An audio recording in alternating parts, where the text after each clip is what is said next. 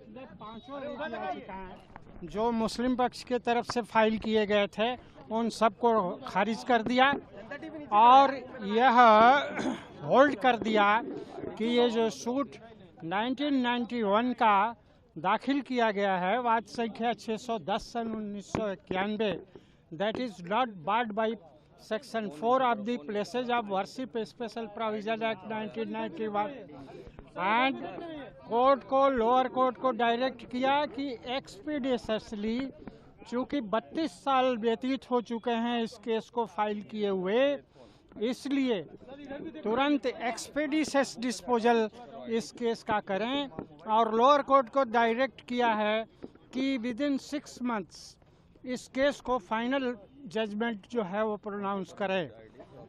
और एएसआई के संबंध में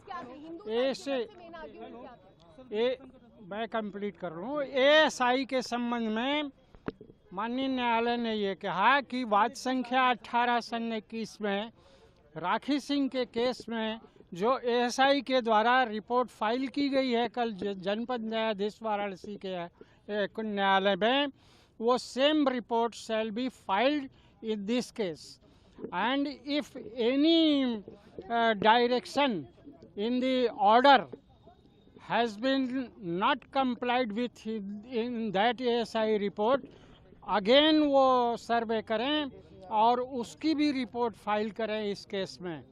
इस प्रकार का डायरेक्शन एएसआई को भी दिया गया है। वजूखाने एरिया का भी होगा। वजूखाना का डिस्प्यूट और जो ऑर्डर है वो इस केस के लिए माननीय उच्चतम न्यायालय ने नहीं दिया है, इसलिए वजूखाने का भी होगा सर्वे इस केस में। जो बचा हुआ उसका सर्वे किया जाएगा। बिल्कुल किया जाएगा।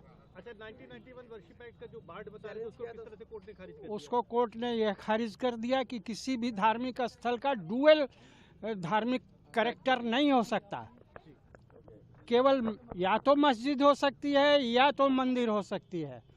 तो इस बात को साबित करने के लिए कि मौके पर 15 अगस्त 1947 को क्या धार्मिक स्थिति है, इसके लिए लोअर कोर्ट साक्ष्य ले और साक्ष्य लेकर के यह निर्धारित करे कि वह उसका धार्मिक स्वरूप मंदिर का है या मस्जिद का है।